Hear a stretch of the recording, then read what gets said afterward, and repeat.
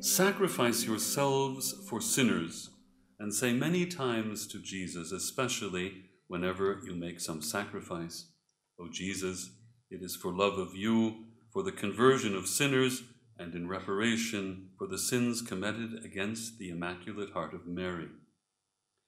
As Our Lady spoke these last words, she opened her hands once more, as she had done during the 2 previous months. The rays of light seemed to penetrate the earth, and we saw, as it were, a sea of fire. Plunged in this fire were demons and souls in human form, like transparent burning embers, all blackened or burnished bronze, floating about in the conflagration, now raised into the air by the flames that issued from within themselves, together with great clouds of smoke, now falling back on every side like sparks in the fire, without weight or equilibrium, amid shrieks and groans of pain and despair, which horrified us and made us tremble with fear. It must have been this sight which caused me to cry out, as people say they heard me. The demons could be distinguished by their terrifying and repellent likeness to frightful and unknown animals, black and transparent like burning coals. Terrified, and as if to plead for succor, we looked up at Our Lady, who said to us so kindly and sadly, "You have seen hell, where the souls of poor sinners go. To save them, God wishes to establish in the world devotion to my Immaculate Heart. If what I say to you is done, many souls will be saved, and there will be peace." Here let it be noted that it is through the instrumentality of Mary's hands that the children see the vision. She has the power to reveal the horrors of hell, because hell is subject to her. The messages communicated to Ida Perdaman are apocalyptic, but of a different genre, one more similar to the third secret of Fatima.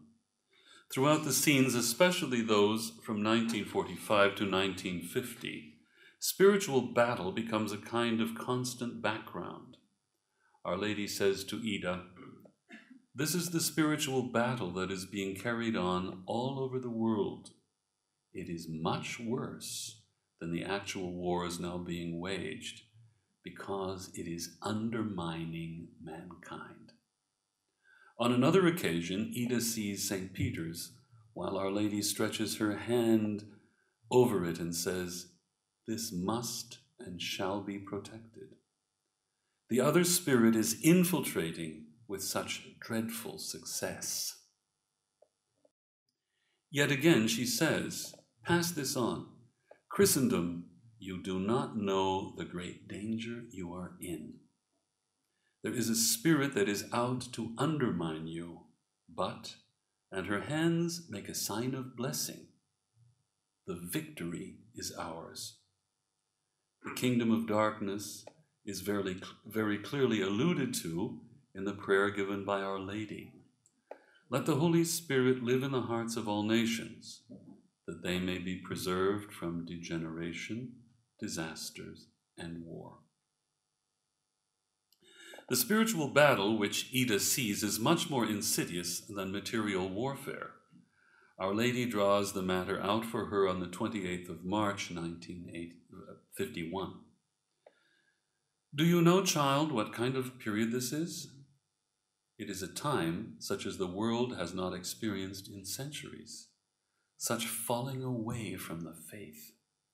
In these modern times, in this modern world which knows so well how to act promptly and swiftly in spiritual affairs, it is equally necessary in spiritual matters to act swiftly and without delay. Rome still thinks to stand securely. It is not conscious of how it is being undermined. Do you realize that theology must yield to the interests of my son? Rome must be conscious of its role in these days. Does Rome know who the enemy is that is lying in wait for her, like a serpent stealthily making its way in the world? I am not referring to communism alone. There are yet other prophets to come, false prophets. What develops as the scenes unfold is that theologians have a special role to play in this spiritual battle, because the era of true peace in the Church and in the world is dependent upon the recognition of the unique role which God has given to Mary.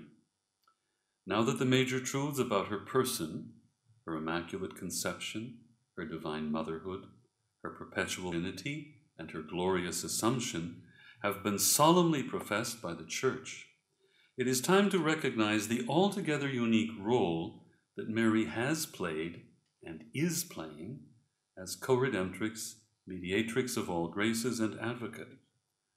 So speaks Our Lady to Ida. My purpose and my commission to you is none other than to urge the Church, the theologians, to wage this battle. For the Father, the Son, and the Holy Spirit will send the Lady, chosen to bear the Redeemer into this world as co-redemptrix and advocate. I have said, this time is our time. By this I mean the following.